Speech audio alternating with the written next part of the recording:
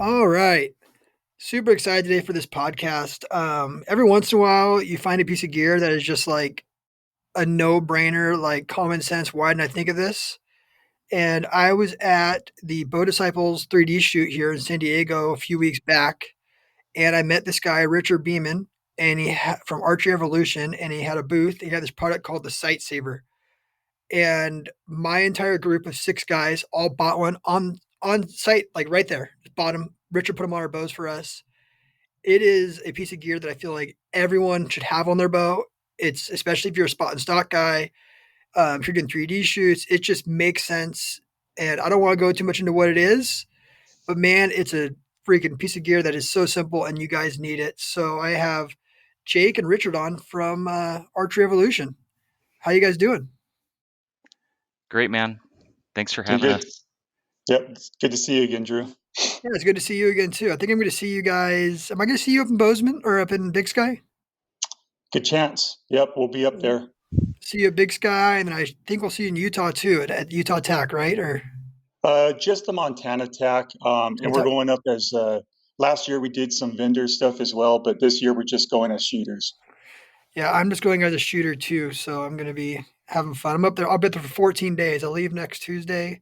This will come out, I think in July, but I leave on June 11th, and I'm come back like on like the 25th or something, 26th. So I'm going to be up there for a long time. It's going to be fun. Bring the dirt bike.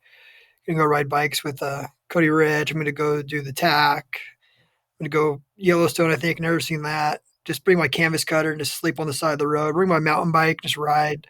I'm gonna go to Lampers Western Hunting Summit. So it's just gonna be like a cool, like redneck vacation road trip for me, and just go visit all the companies up there. It's just kind of like what Los Angeles, right? So there's just so many companies up there. But man, yeah, you guys, I haven't even said what your thing is yet, but I just know that it is a piece of gear that everyone needs. So what is Archery Evolution? Let's give us the origin story, Jake, and let's get into this thing. Sure. Yeah. So I had a archery antelope hunt in 2019 over in New Mexico, and um, that was before the Sight Saver was born. And I wanted to do it spot and stock. It was, I think, the unit I had was about a 7 or 8 hour drive from Tucson, so was able to get out there and scout a little bit ahead of time. Had some target bucks identified in some areas I wanted to hunt. Had some really great phone scope footage of this one buck that I just wanted to hunt, and got out there for the hunt. My brother and dad came out there with me, and just hunted this buck hard for 4 straight days, and just spot and stalked him every which way. I had a bow mounted decoy. I tried, using what terrain I had to sneak in on him, and I found myself needing to crawl a lot. So I had my bow. I was pushing the bow in front of me, but of course I was trying to do it gingerly, not to screw up my gear, right? And I noticed that my sight was just sticking into the dirt. I'd move the bow forward, and it would just rest on the dirt, and there'd be rocks and things in the way, and I'd have to be careful, and I didn't want to flip my bow over and set it on my quiver of arrows. So I was literally moving my bow, inching it forward, and digging rocks into my sight housing and dirt. And so I ended up killing on that hunt. I used more of a cutoff technique on him, as he was kind of running his scrape line. I was able to cut him off, and he came right in front of me perfect at 50 yards and killed that buck. But coming off that hunt, it was, there's got to be a better way. And I did, research to figure out whether there was something like this that existed, and it didn't. And so that sort of turned the light bulb on back in 19. And it turns out, I had such a great time on that hunt that I kept putting in for that unit and those archery hunts in New Mexico. You can't build points in New Mexico, so it's always Mhm. worth throwing your name in the hat. And I drew the tag again in 21, and for that hunt, Richard and I started hanging out and hunting together around that same time. And so I came up to his shop in Oracle there, and we sort of batted around some ideas on how we solve this problem. And that's kind of where we first came up with the idea of the sight saver, and a way to mount a stand to your bow that allows you to put it down on its side, which is the stable orientation and the low profile orientation, and keep my sight out of the dirt for this next hunt. So one thing I love that you said, and I've said this many times, and I think some of the best innovators and best businesses are built this way, is there has to be a better way, right? Yep. And then you make something and everyone's like, why didn't I do that? Right? Like, Yep. why didn't I put inverted legs on a tripod? Why didn't I what? This just makes sense. Yep. And so you kind of the cat out of the bag. I was gonna make these guys just like string them along a long time and tell them what it was. But what you guys made is essentially, I don't know what the lengths, but say 3 to 6 inches. There's different sizes. A collapsible stud or a carbon fiber stud with a foot on it that goes on the side of your bow. That's You right. can you can unscrew it and fold it sideways. I leave mine out pretty much all the time, and then you can just lay your bow on the ground. But not only can you lay your bow on the ground, um, you can do like push-ups on it. Like it will you can stalk with it. You can do so much with it. Where I've been trying these things where I clamp on my bow to stay because doing the 3D shoots that you just constantly putting your bow down. You know, you're either laying I was laying it on the ground, which sucked because I hated using the things that clamp on your bow to stand your bow up because you said it's the wrong orientation, you're on rocks, you're standing at 3 foot, your bow's getting knocked over. Yep. And you guys just knocked it out of the park with like one of the most simple things I've seen in a long time. But like Thank that's the you. hardest thing to make. Like my motto, my company is fast, light, simple, and people don't understand like it's the simple things that sometimes are harder than anything. And you guys just knocked it out of the park with this sight saver, and it will be on every bow I own for the rest of my life. Thank you, Yeah. man. Yeah. Go ahead, Richard. So yeah, like you said, right, that primary reason for spot and stock and being able to crawl on your hands and knees, but we just found out after we built it for that, it has so much more uses. It's just wherever you're at, you set your bow down, right? And you're hiking up to your glassing point. You get up there, you're looking for where am I going to put my bow? Yep. You're going to lean it up, it gets knocked over. You're going to put it on your pack, but then you need to get in your pack, or you find a bush to try to put it on, or you just set it down in the dirt. And now with this, just wherever you're at, put your bow down. Just put it on the ground. It's going to be protected. Um, yeah. Yeah, I mean, we never. The original use case was how do I crawl with my bow to sneak in on antelope, right? And as Richard said, like just because now it's here, it's on our bow all the time. And I'm with you, Drew. I'll never, regardless of what happens with this company and how far it goes, I'll always have one on my bow just because it's so useful. But as we started doing more hunting and other non-antelope hunts, we do these over-the-counter deer hunts every here in Arizona, where it's just so useful. We don't even think anymore about where we put our bow down. If we got to move fast and just chuck your bow down on the ground, you can do so without worrying about just obliterating your sight or screwing up your arrow rest or your other equipment. You've got some elevation there keeping your bow off the dirt, off the rocks. Yeah, I And didn't like, even think about that, but I'm sorry, Richard. Like I run a bipod on my rifles mostly because when I'm glassing, I need to put my rifle down and not have it like leaning it against like I hunt like a lot of desert stuff. So like you're leaning against like a really shaky bush where it's gonna fall down, or you're leaning it on the rocks, or trying to stick it up against a tree. And like I run a bipod just for that reason. So having that, it's almost like a bipod Yep. yeah, in a no, sense. Drew, Yeah. you hit a point that we've ran into a couple times with folks because it's out of the box, it's something different, and folks see it and they're like, well, I've never had that on my bow before. Why do I need that now? And it's like, well, you have a $2,500 rifle with a bipod. When you get to where you're going and you put it down, you splay out the bipod blades and you put your rifle down. You don't just set your rifle down on its side, with the scope and everything in the dirt. Why is it okay to do it with our bow? And our bows these days, 25, $3,500. If you're running a flagship bow and a Garmin sight, um, you know, why is it okay to do it with that bow? But you're going to use your bipod on your rifle, and this basically, like, down over here you can see I got a couple bows set up, but it's sitting down like you would have your rifle, and everything's protected. Yeah. Yeah. It's a slick product. Um, I think it's important to note too. You guys probably should talk about this. It pretty much mounts on every bow. I mean, like I know I think there was one that you were still working on when we were there, like a PSE or something like that, right? Joey bought one anyways. A But it pretty prime. It much was the new primes. the brand new Prime. There you go. Yep. But it works on pretty much every bow because every bow already has these holes, like 3/8 holes in the sides of them, 3/8 by 16. I don't know what it is. I'm looking at my bow right now. Um, and it just bolts in there, and you come. It's a kit, a simple kit that comes with, I think, like I should you actually explain it. I don't want to keep explaining it. So, like, how does it Go mount to for your it, bow? Jake. Yeah, go Yeah. for it. Yeah, so this is actually one of I mean, we're both engineers by trade, and this is something that we were real sensitive to when we first rolled out the product was how do we make sure that what we build will mount to everybody's bow? Because to me, that's going to be the first question. I'm looking at this product and how do I know it fits my bow?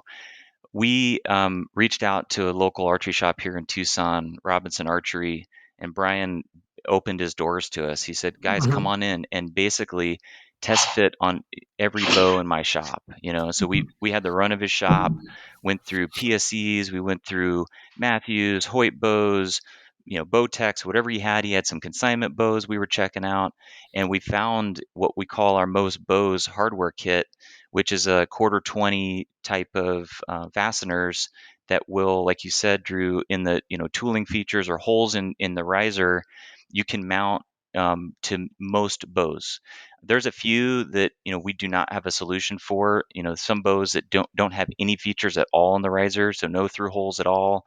That's where we've sort of met our match. But we were pleasantly surprised. Every single bow in a shop we could mount to. So we put together this most bows kit. Most of the time, we do mount on the opposite side of like where your quiver is mounting. But Mhm. that's kind of another common question that comes up is, well, you're taking over this quiver mount hole or position on my riser. How do I run a two-piece integrated quiver?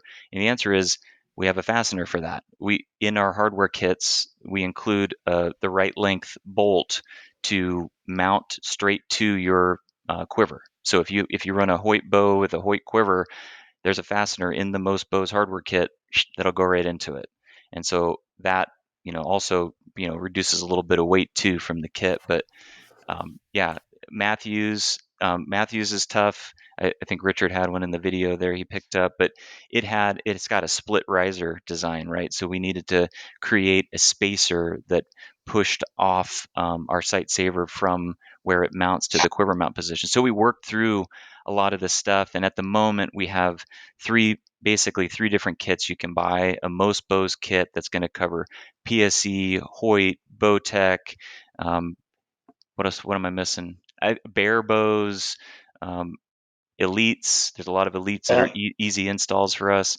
So it's like that's the majority of the time, and then we got a Matthews specific kit that has that spacer that I mentioned, and then we do have a prime kit that works with the Sherpa mount position on the primes. It's a little bit more limited, but we've been doing these archery shoots and stuff for the last year, and we've only turned away a couple folks that have some really off the wall bow. I mean, we can't go back 20 years and have somebody roll up with a Yeah. bow that just isn't, a modern piece of equipment we found a few that we couldn't mount to, but it's very limited. So I have Yeah. to imagine, like, maybe you guys are gonna go to some sort of, and this, like, I have a bow tag. It just bolts right on there. It's like it's stupid. It just bolts right on. I kind of wish I didn't I threw my kit away because I was like, I don't need to have all the extra bolts now. Now you have me worried. Like I might need that kit for a two-piece quiver, but I don't know. I just want to change. Like I might. I'm probably gonna go to a Matthews. I'm working with a deal with someone to get a Matthews right now. I don't know why. This bow's shooting good, but whatever. We'll get you a Um, kit. so yeah, give me some bolts. So I'll keep this one on. I'll buy another one. Um, so, I have to imagine for some of these bows that don't have holes, you guys are maybe working on some stuff, like maybe like some two-piece clamping stuff or something, like something that comes around it and bolts on, or like you have to be working on something, right? Yeah, like for that prime, that new prime, right?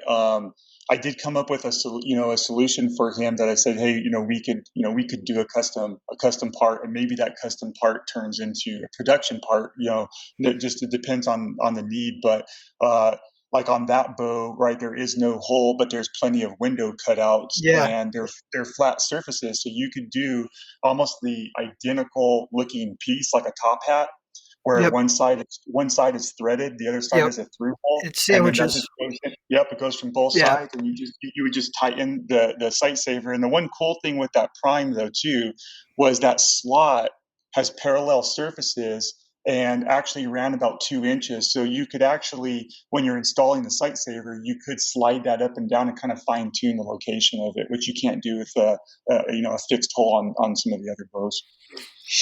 Yeah, it's me and you would get along well because like we have the And same like the yeah, engineering brain. Like I'm like, oh, I can make that work. You guys, I can show you. well, yeah, and another cool one is like a PSC Levitate or a Mach 34. So, Hmm. they're just a straight carbon riser with no inserts in them. Yeah. And we've actually had several people really want them. And so we actually include a 7/8 quarter 20 bolt in our most bows hardware kit, where you pull the limb. There's like a limb pocket guard that goes around Hmm. the limbs on a Mach 34 Levitate, and there is a flathead quarter 20 screw coming in from both sides, and all it does is holds that protective limb guard on there. And so you pull that screw out, you replace it in our QD with that 7/8 socket head cap screw, and it bolts right to the limb pocket. And Yeah. on that one, since you have the distance of the limbs coming off the riser, we run our short one, which has a 2-inch carbon post, and off that riser, and it works pretty good. I know there's about 6 or 7 folks out there running that on their Mach 34s. So you're not recommending taking a quarter-inch drill bit to any of these risers yet? No, no. We Okay. thought about it. I think the Iwasaki Gen 2 is a pure carbon bow, and we were looking at Right. it going, "Oh, this would be an easy mod," but yeah, we didn't pull the trigger on that one. They might get a little upset. I don't think it's. I Yeah, think a quarter 20 tool is not gonna hurt. Hole's not gonna hurt anything. no, But I don't know if they're gonna warranty your bow if you blow it apart. But that's right. I mean, I don't know. I might drill a hole in it. Whatever. What's the worst that can happen? But I'm not shooting Iwasaki either. So I Yeah, mean, fair enough. never in my life will I shoot that bow because I assume it's a woman's bow, right? Yeah, it Right. is. Yeah. So I'm not shooting that bow anyways. My bows have holes in them. Um, I'll just make sure whatever bow I buy works with a sight saver because I want these on all my bows. Um, yeah, man, it's just a cool piece of gear, you guys. Like, I'm stoked for you guys. It's really neat. I hope you guys just take off with it.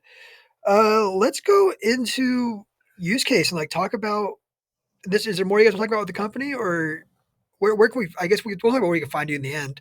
Um, I because got one I can cover kind of on. So we sell these things. If you're on the video, I've got one here. We sell them with a counterweight on it. So it yeah, comes with a removable counterweight. It's the same thread pattern as your typical stabilizer. So it's 5/16 24 threaded. Um, mhm, and what I've found is when I hunt and I have that quiver of arrows on one side of the bow, I I run a sidebar just to help with some balance. But when I run my sight saver, it's on the kind of the north end of the bow there. I add a 1 ounce counterweight up there, and that really dials in my full counterbalance. One side of the bow has got the sidebar plus a 1 ounce weight on my sight saver, and then my quiver of arrows. I found that perfect side to side balance with my bow when I'm shooting 3D or just target shooting. When I I'm keeping up my archery game all year. I tip my sidebar in. I lose the quiver of arrows, and I lose the 1 ounce counterweight on my sight saver because I don't need it for that particular case. So when we have that 1 ounce weight on there, I mean, it provides a good lip that we can hang your bow on a barbed wire fence. You can do it with just a rubber foot too, but man, it's nice to just be able to hook that bow on whatever you got. Um, mhm. just the other cool thing about it, yeah, Richard's kind of showing it on the video here, but is you can fold it down. I knew you mentioned this, Drew, but that was when we started talking like requirements on what we need out of this thing. It was always on the bow. We don't want it to be, a traditional quick disconnect where you're going to lose the post somewhere or misplace it. We've given, the consumer the option to just leave it on all the time, and that part can move 360 degrees around. So you could fold it upward, downward, backwards, whatever works for you. But in any case, you fold it down tight to the riser and you can put it into your bow case is the primary need, but you can also hook it on a backpack strap. And so that's what we've Yeah, started that's doing. really cool. We're hiking in the dark all the time to get up to our glassing points, and it's like I don't need to carry my bow or have a specific you know bow holder type of thing. I already have it. with the sight saver. I can just hook it on a backpack strap and go. So those are some other use cases that we're using it for. Yeah, it's slick, man. I like it. I like that idea too because I'm gonna run an Everly stock this year, and they are out of bow slings for this pack, and I'm trying to figure it out, and I'm like, I forgot you guys even told me that. Now I'm like, oh, I don't need anything. I'm gonna use that. Like I'm looking at my bow, looking at my pack. I'm like, I got the straps. I'm done. Just simple little piece of gear, man. And I'm all about it. So you guys definitely are hunters, and you guys live. I don't want to give away too much stuff, but you already said some places you live. You live around where I'd really love to hunt, which is that southern Arizona desert, open desert, big glass. I mean, it's no, it's where big glass was born, right? Right. Which I have a thing for tripods and big glass. If you guys can't tell, um, I'm going to be over there. I haven't spent much time doing over the counter archery because I've just been working so much. And now that I'm full time Tricer, I'm going to spend at least a week, maybe 2 weeks over there in January. I'm going to Sonora as well. So my wife, I'm trying to stay married, and I'm hunting way too much this year.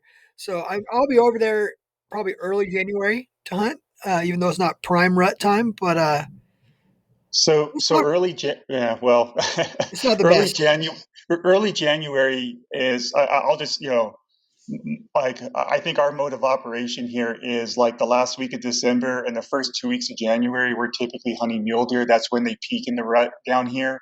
And then, that second week, mid-January, the mule deer rut starts to die down, but the coos deer rut starts to pick up. So mid-January, we shift focus to coos deer. Nice. Yeah, so, I mean, I really don't care which one I'm hunting, so whatever's rutting better. That's the cool thing about Southern Arizona is, like, you get to the Sky Islands, and you've got Coues deer, and you come down it's like at least you kinda know where I'm hunting, but, like, you hit this, like, 3,700 foot, 4,000 foot mark, and it's Coues deer. You go below that, it's mule deer. Not a lot of intermixing, but you can hunt both species of deer um, very easily, especially in January, man. It just goes off in some of those areas over there. It's just awesome seeing bucks running around. But it's not the easiest hunt because it's open country desert, especially those muleys because they don't live up on the hills like you would see like in a basin in Colorado. A lot of them are kind of down in the flats with pucker bushes Right. and you're Right. not. It's a lot more difficult to get on them to get elevation to get on these deer. Um, Let's talk about it. Let's talk about spot and stock mule deer first. Let's do spot and stock mule deer over there.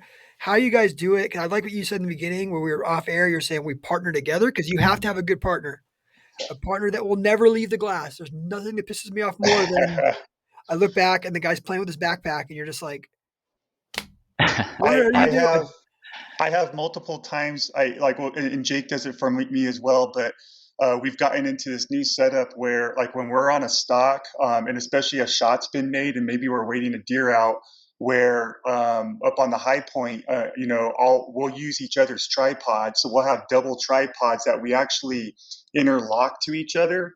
One of them will have a spotting scope, and one of them will have our 15s on there. And the spotting scope is dialed right into where we saw the deer go down in bed, and then the 15s are set up to have the wide field of view. And so without moving, I can be looking in there and seeing exactly what's going on. But if a shot happens and the deer kicks out fast, I can quickly just move to my binos and get the bigger field of view. That's something that we've been kind of deploying as well. Yeah, and That's been helpful.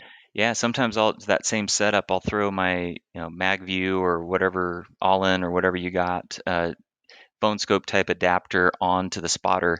So Hmm. when you do get, you're in there for hours trying not to blink and watch it, you can sit back a little bit if you've got coverage on that screen.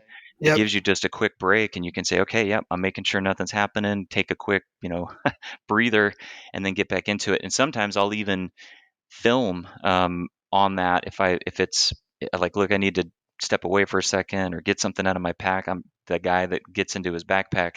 Well, I've got footage of what happened and I'll fast forward through it and say, okay, everything's still good. The buck's still there. I know he's there. I didn't see anything move out. But And yeah, and if you're in a place where you can use radios like Southern Arizona, I mean, when you're in that final stalking, hands and knees crawling, and then you have to wait a deer out, like it's an uncomfortable, spot to be in, right? Physically can be Mhm. uncomfortable for a long period of time. So what's nice is, the guy up there is keeping the eye on the deer and what's going on, and sometimes, you can just like you can relax, lay down or whatever, and then you're counting on your partner up there to say, hey, that buck's doe just got up, so he's going to get up really quick, and then you can focus your efforts in.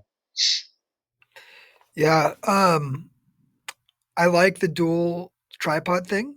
I do. I have a thing that I made that'll hold two optics on a tripod. I never brought it to market. I don't know if I will or not. 'Cause it's just such a niche product, right? But I like the idea of two tripods like that. I can say that I'm a big fan of All-in. Nate's a friend of mine. We're going to Mexico together this year. I'm a big fan of my All-in, and it has saved my butt a couple of times last year from having to hike. One time in particular, my kid missed a deer, and I thought he hit the deer because the way it jumped, it just got ricochet from the rocks, and it jumped Hmm. like he hit it. And if I hadn't had my all in, I would have been hiking down into this hellhole to look for this deer that wasn't dead, right, and wasn't hit. So yeah, having the all in on him is a really good idea, especially like that last like recording when we know the shot's going to happen. It's a big deal for helping, especially with archery. Man, you can see so much of that with the all in. Um, Yeah, I was gonna say, Jake. One thing I think that's important is our kind of our what do you call it? Our kind of rules of the stock, or how we go about taking turns. I don't know, Jake. You want to go into that? Oh, for sure. Yeah. So we made it a sort of a pact when we started hunting together that since we are in it for each other's success, we're a team, and it doesn't matter who gets the mhm, kill. So we are completely unselfish when it comes to swapping, taking turns. So first time we go out for the year, it's a he who spots it first gets the stock. But then after that, for the whole rest of that season, we mhm. alternate no matter what. I Yep. don't care if you see the biggest 200-inch wide muley buck out in the flats. If it's not my turn, Richard, let's go kill this buck. So that's been that's kept it, kept us working well together. And there's no like you're glassing. You can be methodical and do it the way you want to do it instead of rushing and trying to. Where's the hot spots? They're probably right here, and then that cut, and then this. I got to go look in these spots fast to find it first. There's no race. We're like I said, we're a team. And so, yeah, we do that handoff, which I think is super important in how we hunt. But then, we also, in terms of like how we pack our gear, that's something else that we've sort of fine tuned over time. Like I use a lot of Kuiu gear. Both Richard and I do. We use their stalker pack, so that's their water bladder, so like a camelback with extra pouches. So in that stalker pack, we've got water, food, we've got our emergency kit, kill kit, the stuff you need that's like essential. And if we know we're going on a stalk late, we'll strap a jacket to it if we got to hang out in the cold air drainage in the wash late night, something like that. But we mount it on the outside of our pack like this so that we're up there glassing, we find something, and we can deploy like quick off the hill because we pull that stalker pack right off, and now we're ready to go. Not only that, we bought the blaze orange ones so that we're easy to pick up as you're watching the deer and the guys on the stalk, or moving in. Having orange on your hunting buddy down there allows you to quickly find him and be able to direct give information to your hunting partner down range. So that's some of the things that we've been doing lately that I found super useful for us. Yeah, I like. I tell people all the time when I hunt with them, like we need to have a clear understanding before we go into this, right? So I love the idea of like rotating. I do that as well because finding them can be hard, especially when you're starting to film and stuff. Because like then you're filming, and then someone's finding the deer and he's getting every deer. Um, I also do something where like if I'm going on a hunt, like I'm going to do archery elk with someone this year, I just say we'll split the meat. Like we just say like, hey, we kill a bull, we split the meat. You kill two bulls, we each get our own bull. I've And that done that a couple of times as well. Yep. it just makes it a little more like because like meat's important, right? Like getting an elk in the freezer is important for me.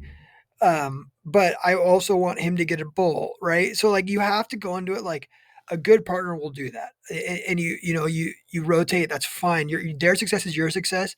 Like I don't think people understand like when it comes to Arizona and spot and stock, like even with a rifle, like you are so reliant on your spotter. Like it's like that you rely on him to watch it and do his job, and you want them not rooting against you, you want them rooting for you. Um, and you got to find a partner that does that. Like that's why I'm so hesitant to hunt with people. I'm very specific who I'll hunt with because I have certain guys who I know will do that for me, and I know we're not going to be, like you also want a partner that if you, I've had this happen before where you shoot an animal and you wound it, and they're like, "Oh, I'm going hunting," and you're like, "Well, what am I doing?" Yeah. You Oh want a yeah, partner that that's a will, no-go. you want a partner that when you shoot a deer and you gut shoot it, is willing to give you the next day to find that, you know what I mean? To find that Yep. deer and to work with you. You know what I mean? There's just hunting partners are few and far between good ones, right? $100. Everyone wants to go to your spot. Everyone wants to kill a deer, but like that's not the point of it, right? And you just got to find a guy who's willing to do it. I'm kind of curious on your radios. I need to get new radios. 'Cause I have not found a good radio. I'm assuming using earpieces, right? Like, what are you guys doing for radios? Yeah, I'm running. We're running some Samcom ones. I try to get the 5 watt ones just for a little bit more range. And um, yeah, they're just to push to talk. We do run, the earpiece version, right, where you can clip the mic on to like your bino harness. And then I get, one important thing with the radio and talking about that kit is, is positioning that radio too, where it's not going to be in the way when you're stalking or drawing and shooting your bow. And so a lot of times, if I'm drawing this direction here, then the radio goes on my bino harness or my stalker pack back on this side. And so it's kind of on my back flank over here, completely out of the way when I'm having to crawl, completely out of the way from when I'm shooting my bow. And then the other thing is, if I'm going away from the glassing point, there's a clear view of that antenna back to my buddy back up on the hill. Hmm. Hmm. Yeah. Yeah, and there are a lot of places over there where you have service too, and you can run AirPods as well. Then that's constantly on. I'm kind of curious if I know my watch has the walkie-talkie feature, my Apple Watch. I'm kind of curious how that would work if it works through your AirPods. That'd be a pretty minimal design having your AirPods and then having the walkie-talkie feature. Well, yeah, and I mean, we used to use the Garmin Rhinos a lot, and when you can kind of see where your partner is. But Yeah. like with the Onyx now, and you do have cell service. I mean, being able to send pins to your hunting partner, Oh because yeah. a lot of times you can zero in on maybe the buck moved and rebedded, and then you can send them a new pin of where it's at, and that kind of goes back to one of the big important things too is. You're up there, you're glassing, you find your buck, and you're excited, and you want to dive off the hill, and you know, uh, uh, a suggestion I have is to slow down a little bit, right? Slow. That's why we have our gear that's ready to go. You're not trying to unclip it from inside your pack, slide it over your bino harness. It's like with this setup, you pull it off your pack, it's on, and then you can dive. But the one thing is always remember to take a picture through your spotting Yes. scope of where you're going, and even annotate. Like I've edited it and annotated specific landmarks or that. So when you get over there between your partner and your picture, you usually can get back on track of where you are. Yeah, that's so crucial. Especially Arizona. I mean, you're picking these deer up 1,000 yards away, 800 Yeah. yards away, and it's like you see it, and you're like, oh, it's right there. But then once you get down, and once you drop down, 'cause you're always up on a knob, right? If you know what you're doing, you're up on a Right. knob. Once you drop down, it like you got to go 3 ridges. Like it just doesn't look the same.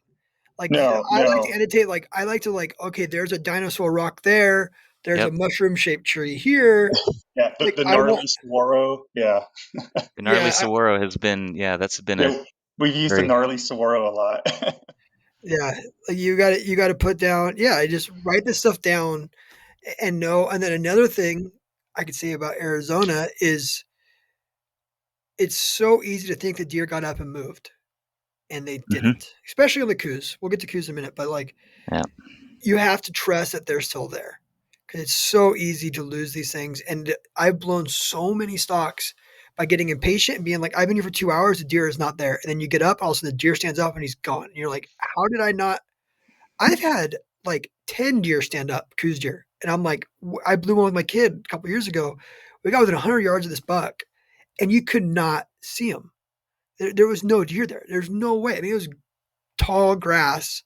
And I'm like, well, let's move over 30 feet. We move over, and all of a sudden we blew like 10 deer out of this little pocket. And I'm like, where were these coos deer at? And I've had it happen multiple times where I'm just like, they're not. There's no way they're in that bush. I'm looking at this bush with my binoculars, and then they freaking somehow they're in there, Right. and that's where a Yep. partner helps a lot. Oh, for sure. Yeah. Not a coos deer, but had a mule deer a few years ago in that mid-January timeframe that we caught him late in the morning, got up, we were up on our high point still, we bedded him, and it didn't really bed him, right? We just knew he didn't come out of where we saw him go into, and just being persistent, watch him for 15 minutes. This buck didn't leave, so one of us is going to go down there and go after him. That stock ended up being nearly flawless, but got down there, crawled into 40 yards where I could just see his tines, and went, all right, perfect. I'll be here until you move. But at least I could see his tines, right? I knew he was there. And, about 2 hours in, the doe that he was with got up. And of course, mega adrenaline rush, like, okay, this is going to happen. If this doe is leaving, the buck's going to get up. Buck didn't get up. We This buck stayed there until, I mean, this was a midday rebed that he did, so around noon he bedded, and I got down there fairly quick, and I stayed for 5 hours waiting this buck out, and he finally got up, and I got my shot and took that buck home. But it was like, talk about persistence, and of course, at the time I didn't have my water, didn't have my food, and lessons learned there. Bring this essentials, because you don't know how long you're going to be there, Yeah. Yep. Right. Yeah,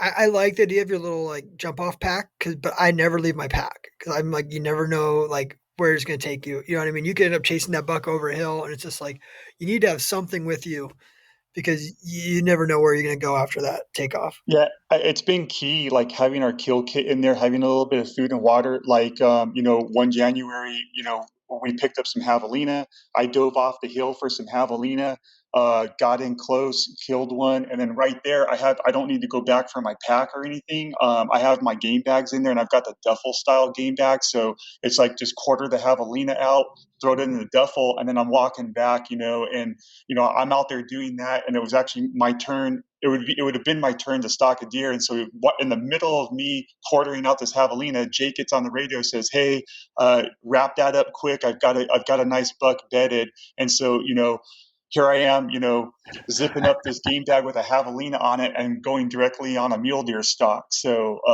yeah, that's a lesson learned that we've made that is just crucial to going out there.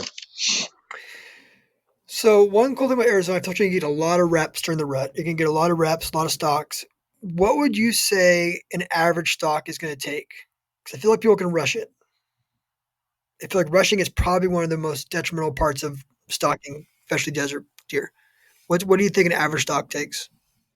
So I'll go, Richard. Yeah, I figure, yes, Yeah, we'll both you give an say. answer on this one. So, what I used to do, and I've sort of changed my style in the last, 5 or more years, is, man, we'd see deer first light, and we'd be diving off the hill, Yep. right? And so, I have yet to kill a deer that way.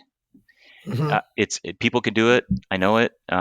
There's always a chance if you're down there mixing it up. If you cut them off, if you go where they're going to go, and the wind is right, you can get in there and kill a buck. And mule deer, sometimes they'll stand there and watch you, but I just haven't been that lucky. So those, you can burn those stalks quick, and sometimes it's worth the gamble. But a lot of times, if you wait for them to bed, I mean, those Hmm. stocks, like I said, just a minute ago, I had a 5, 6 hour stock on that one buck. This last year, I probably had a 3 hour stock on the buck that I shot this last January. But I guess it really does depend. But I would say that's the whole point of finding those good landmarks, taking that photograph, having eyes in the sky that are going to support you no matter what. You're going to be down there for hours, 3, 4 hours probably. And most of the time, we do get a solid morning and evening go at bucks in January, December and January. Yeah, that's what I would say too. I would say it seems to always work out where we get a morning stock and an afternoon stock.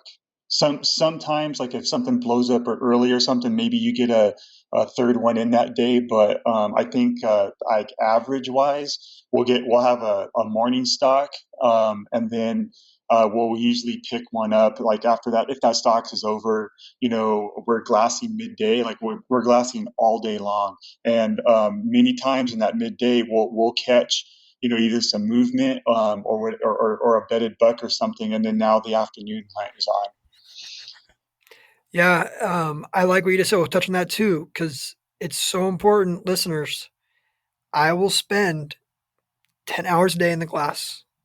Yep. I will glass all day long. Arizona, like I would say not the majority, but I find a lot of my deer midday.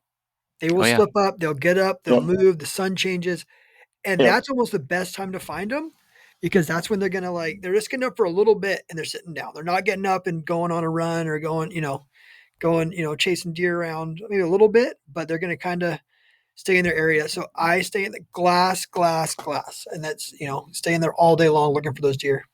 And I think that's important on the reps is the this kind of going back to kind of our run rules. We do 3x3 or better, right? And so if it's a 3x3 or better, we're going to stock it. So if you're if you're focused on a 180-inch deer or a 100-inch coos deer or whatever, we're going to get a couple stocks in for the whole month of January, and we're spending our whole time looking for that. And you're not growing, right, as a spot and stock hunter. Yeah, You're not growing if you're only doing 3 stocks a year. And so by doing that 3x3 or better, we are doing 2 stocks a day on average. And and yeah, every other day or something you're on a really nice buck. But we're constantly learning, and so we're getting 10 times more stocks in January than we would if we were just going after giant bucks. I like that. That's a good rule to have. And with an archery desert deer, I mean, I'm stoked on that buck all day long, right? I'm stoked on him Yeah, all day long. Yeah.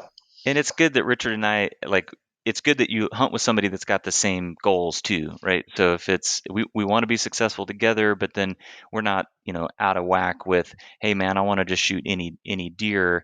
And so what happens is Richard, he's a 3x3 or better guy, I'm a spike guy, and basically I'm going to get all the stocks, or most of them because he's passing up the little bucks and the day is spent watching me go after the spike, and then he's passing on the next buck and I'm going after the little forky horn or something, right? So having similar standards and how we hunt, I think, helps as well in that partnership.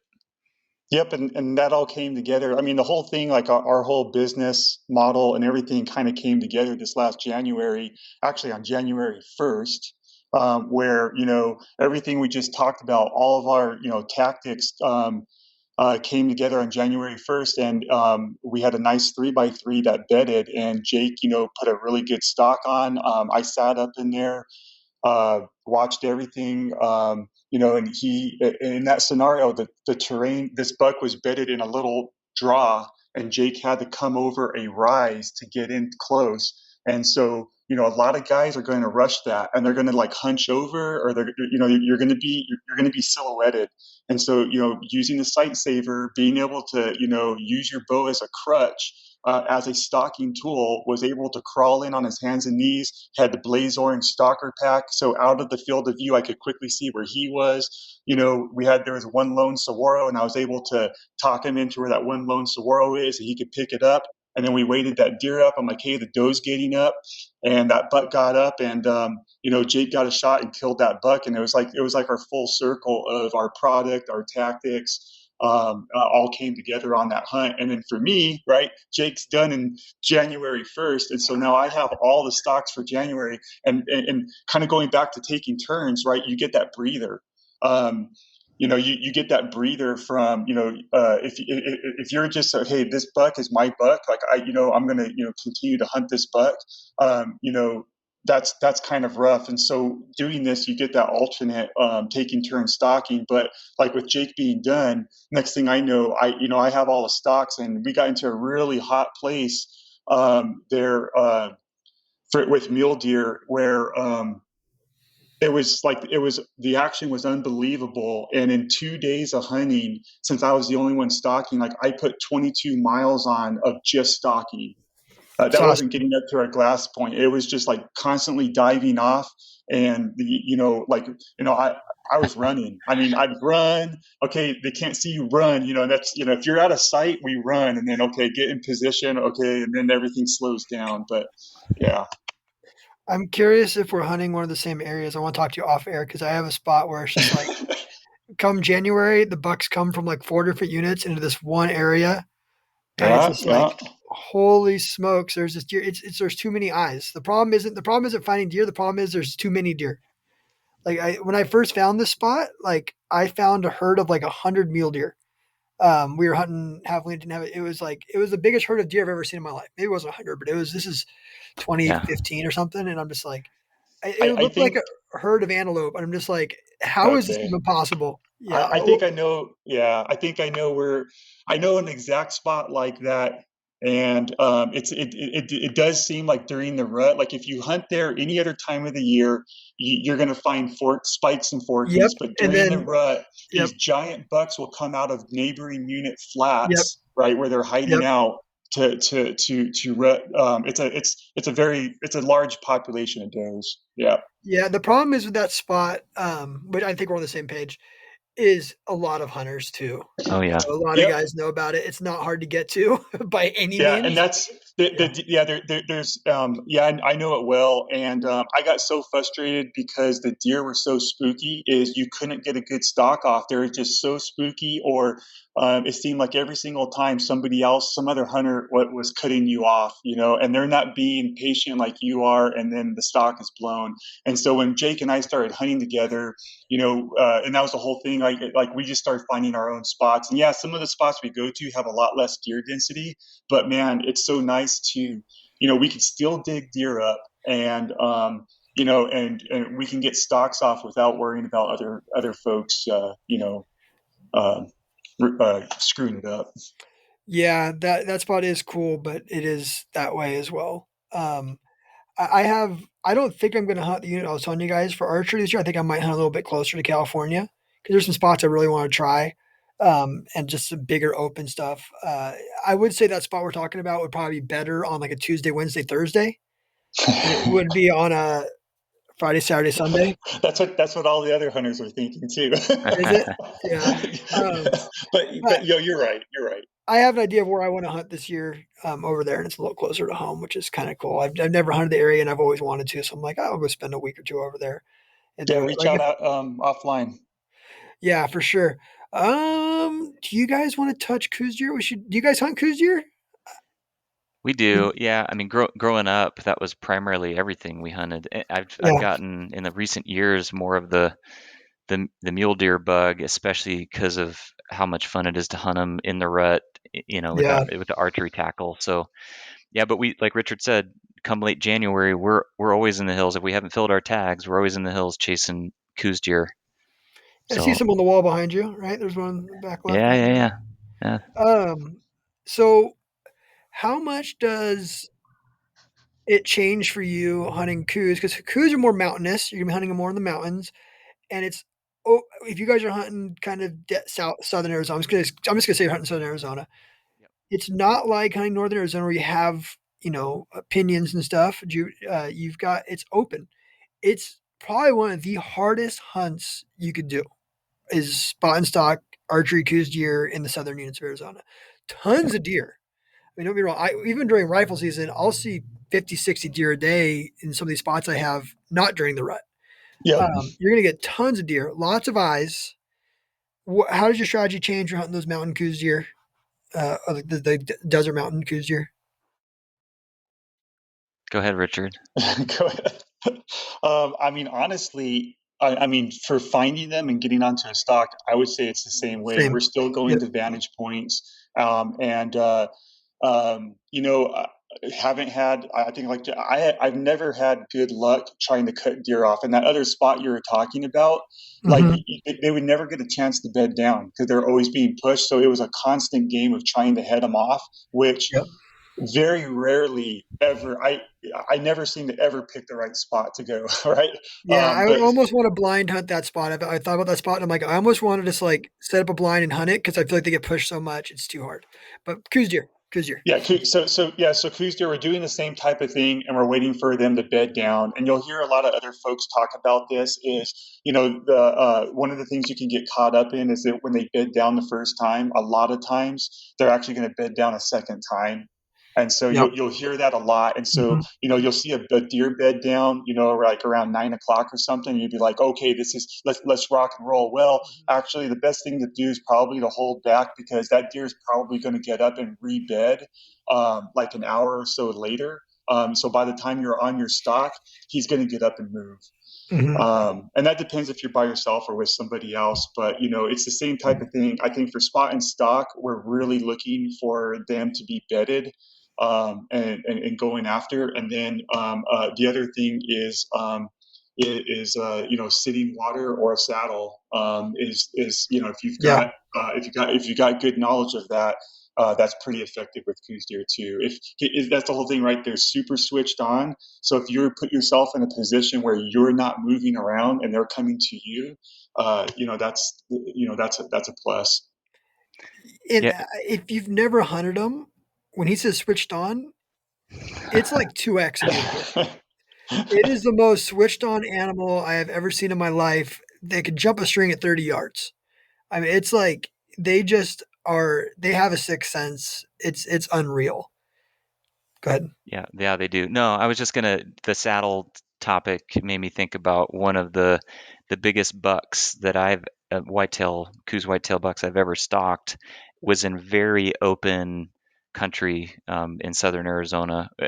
Yellow grass, rolling kind of country where all the north facing slopes are going to be your oaks. And then I was looking at south facing slopes that morning and saw one of the biggest coos bucks I've spotted in January with one doe, and I was by myself that day. I didn't have my partner with me that day, and I said I have to go. There was no wait for him to bed in that scenario because I wasn't looking at a side of the hill that he was going to bed on. I had no view.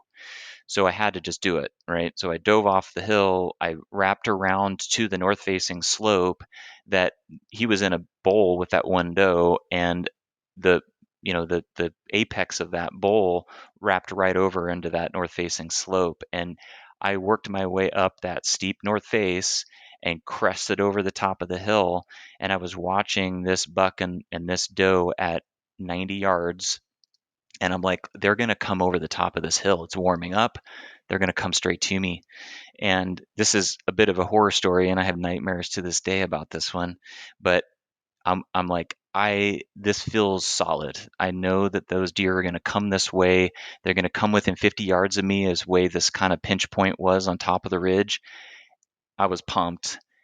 And then, if you know, the Game of Fish do surveys for deer populations and javelina populations with their helicopters in January. I got lucky and they happened to come right by. They flew below me in the drainage behind me and swept right around in front of me, came right up the bowl. And those deer came within 50 yards of me, but they were going 60 miles an hour when they Tails ran by. ablazing and going.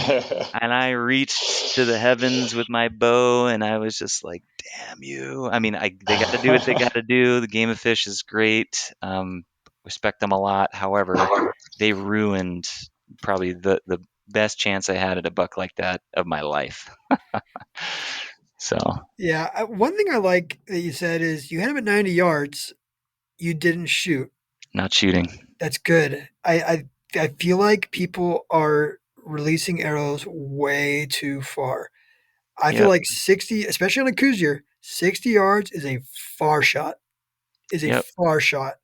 And you go out and do some of these 3D shoots and you realize that you aren't that good, especially when you get up to 80, 70, 80, 90 yards. Like you're not that good. You can get lucky, but you're probably not going to get, especially in a deer hunting situation with the adrenaline. Like there's a reason why so many deer get injured. What is your guys' ethical kill range? What are you guys trying to get to? Under 50? Under 60? 60 is real comfortable, but a lot of times on these stocks that I've done, I think the furthest archery kill I've got is 61 yards on an elk, and Okay. that's it. And I always look for that angle to get closer. And so with these deer, had I known about the game and fish helicopter, I would have done the same thing. But Mhm. um, I knew I had an option. I had an opportunity. Everything was cool. Wind was just right. They were going to come my way. I had high confidence in the situation. There's no point in forcing it. Like to hit a spot that's the size of a grapefruit at 90 yards downhill at 30 degrees on a static target. That's good shooting on something that, like you said, is switched on like crazy. That's a whole nother thing. Anything can happen by the time that arrow gets there. Whether it was jumping the string or not, they could take a step. It takes a Mhm. while for that arrow to get there, so it's not worth the risk. We respect the animals too much. Like wounding an animal kills us. There was I hit a buck high 2 years ago in January, and talk about, Drew, you were saying, having a good buddy that's going to help you track something for the next day. Richard and I spent I hit the buck high, and Richard had him in the glass and watched him run and saw blood just showering down his side right behind the crease of his shoulder. We thought it was a done deal, but this deer just kept going.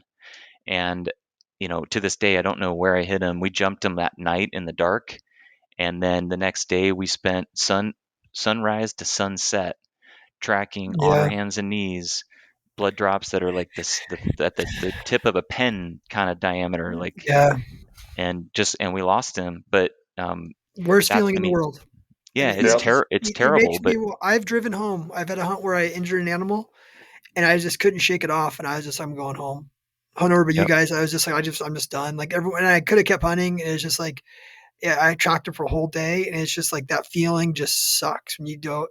And a lot of the time, not a lot of the time, like you can make that choice to pull the trigger at 70 yards, and you're like, man, I could have got closer, and it's on you. And that's where I yep, really try and be like, I'm gonna get closer. I'm gonna try and get rifle hunting the same way. Like I try to limit myself to 400 yards. Like I don't pull the trigger at 600 yards. I can, probably more capable Yeah. than 95% of people out there, but I try and get closer because it's like I want to know when I pull the trigger, it's gonna die. And archery, there's so many variables there, and it's the worst feeling. And yeah, and that's a good point. And like another tactic on the coos deer stalking, right? Is you hear people, okay, you're going to spot and stalk in on a like a bedded coos deer, and you're going to shoot it. Well, they're that very rarely are you going to be able to sneak like within bow range, right, without him knowing it and getting a shot off. I'm sure that there's some guys doing it. I'm definitely not that good. And I think one of the biggest lessons learned with that is, once you're inside of 100 yards on a coos buck, like Yeah. they're switched on. And so I think, like what I've been like, I think in my early days, I tried to rush and I tried to get in. Okay, I need to get within bow range to get a shot. And so, what I've started doing is I just need to get close to them. I need to get to Mhm. that 100-yard mark, and then you get the wind right, and then you just need to send them out and hope that they get up and they present a shot.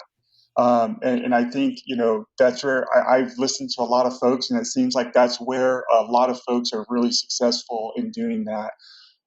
Especially if they could get up and they could walk the other way, but they never saw you, and then maybe you get to stalk that deer again. Where if you blow them out, there, that you might be done hunting that deer for the next week or longer. Yeah, for sure. Getting close to that hour mark. What are you guys shooting? Mechanicals or fixed? so I'll go. It's a mix for me. Um, I have been shooting the tripans, the rages, for deer, javelina, antelope. It provides a devastating wound, and I'm not worried about penetration there. For elk, I typically shoot a fixed blade for elk. Um, I am using, I think, the slick tricks on those, and my arrow weight for elk, I try to push closer to 500 grains, and then for deer, Oh, you antelope, change more. it. I change it. I Really? change it. Yeah. Yeah, I'm shooting closer to like 420 420 grains, have a flatter shooting arrow for, maybe lighter skinned game. So I'm shooting that's what I did. 465 and just for everything across the board. For And that's what I'm shooting 4 mils now. What are you shooting for shafts? the Victory VAPs, so they are 4 millimeters. VAPs. Yeah. Okay. Okay. With a Yeah, titanium there's insert or aluminum insert? um, good question. I some of my setups, the elk setups, I'm using a titanium. Otherwise, I'm using an aluminum on it just Yeah. because of the weight. Yeah, Yeah. I'm switching and I'm over and to titaniums right now, but I think the titanium's the same weight as the aluminum on the Eastons. I think it's like okay. they're both 55. So the difference is the price. It's like 3x the price, and it's just like Yeah, Easton sent me 3 dozen of them, so I'm like, oh, I'll use these, but I just like I feel bad losing them. I feel bad those are the even long range, right? The yeah, Axis long Easton range Axis long elk. range, yeah, the four Yeah, mils. I mean, you're talking about how my arrow's built. You got to almost a $30 arrow, like the steel of target shots. course. I'm like, yeah, I'm good. I don't need to shoot that. I'm good. I don't need to See, that's something that we started doing when we were doing more of these, novelty shots and these 3D shoots and stuff. bring in a cheap arrow. I'll bring, yeah, yeah. I shoot cheap arrows. I shoot like these Easton Axis 6.5s, which are like all of $60 a dozen or something. And we build them out they're real light. And again, I probably could shoot more accurate with most of any of my other hunting arrows, but just to get out and sling arrows and not worry about those kinds of shots. It's fun. It's fun that way, and I can have a boatload of arrows to play with. But we go to tax, and it's like I think Richard, you're saying you maybe 2 arrows is what you lost over multiple tax last year, and Yeah. Yeah. not I'm not. So we're shooting good.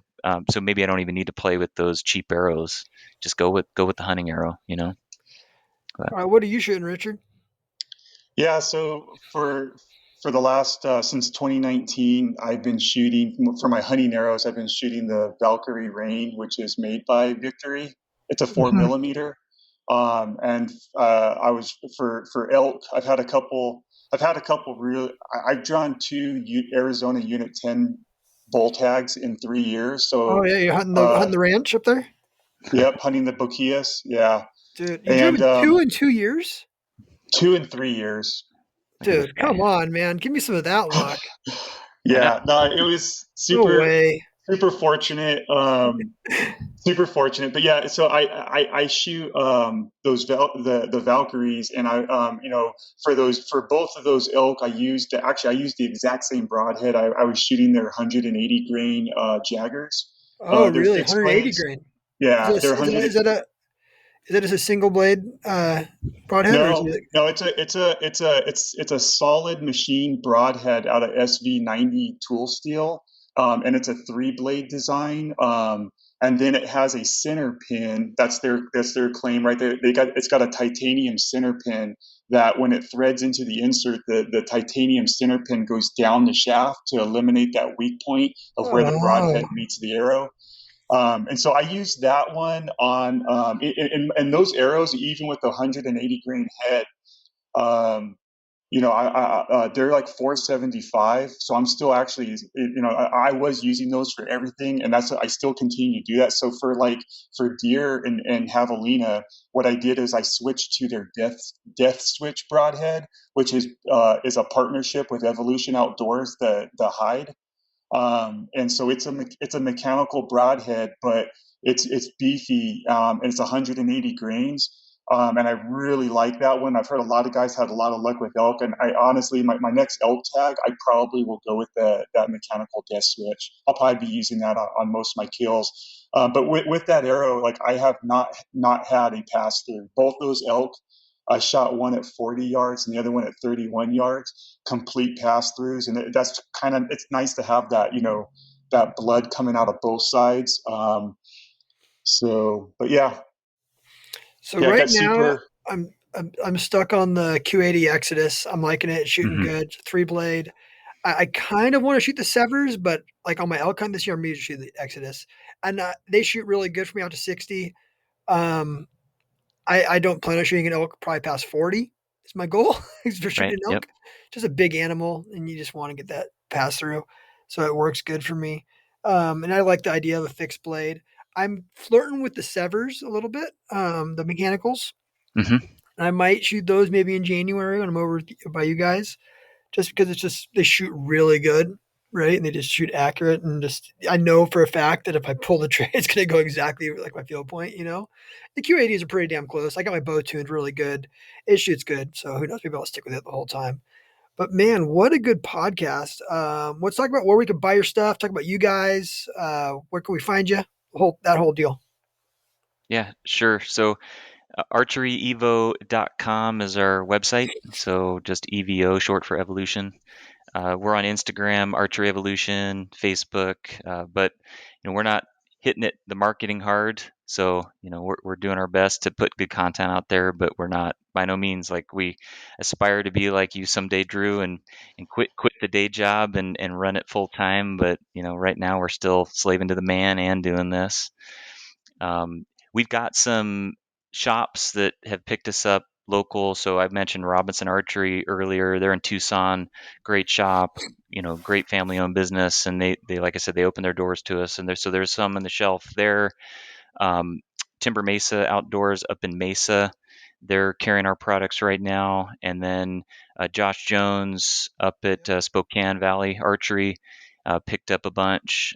So he's got some available at his shop too. And I think he may be dropping a video shortly on a review on those as well. Yeah, I Miss got to anything? shoot with MFJJ at this shoot. One of the coolest guys I've ever met. And I'm like, Josh, you got to buy one of these. And he's like, picks his bow up. He's like, look at this. And he's like, I bought 50 already. And he's like, to Yeah. get that guy stoked on your stuff is a big deal. Like, that's a big deal, dude, to be stoked on your stuff. So, I mean, No, we're MFJJ super. is using a freaking sight saver. I saw it firsthand. I Yeah, we're, felt cool. we're I felt super. cooler. Well, yeah, and that whole James and the Bow Disciple guys, that whole shoot, that was very last minute for us, and so super grateful that James allowed us to come out there, and for the size shoot and stuff, we had just a you never know how someone's going to take your idea or something like that, and the reception was just awesome. Like you said, guys buying it. The light bulb goes on when you demo it for them, and they were buying it before they went on the range, and then coming off the range, they're pulling their buddies and marching right up to the Yeah. booth, and so it felt really good to have that affirmation that your idea helps solve other people's problems as well. That they see the value in it. Yeah, I'm gonna sell a bunch of them for you guys. I'll tell you what, because when I'm shooting all these tacks, and be like, yeah, you need one of these things. Why don't you have one of these yet? Come on. Yeah, So right on. Yeah, we are doing the next 3D archery shoot we're going to have a booth at is up at Hike to Hunt. That's up at the Nordic Village near Flagstaff. So Jay and his crew, the Hike to Hunt guys, opened the doors to us again this year to come up as vendors. So we'll be there and trying to share our invention with more folks up there. nice. All right, guys. That was a good podcast. Let's do it again. Let's hook up in January. Um, Yeah. thank you. Yeah, thanks, Drew. Yep. Thanks, Drew. Take care.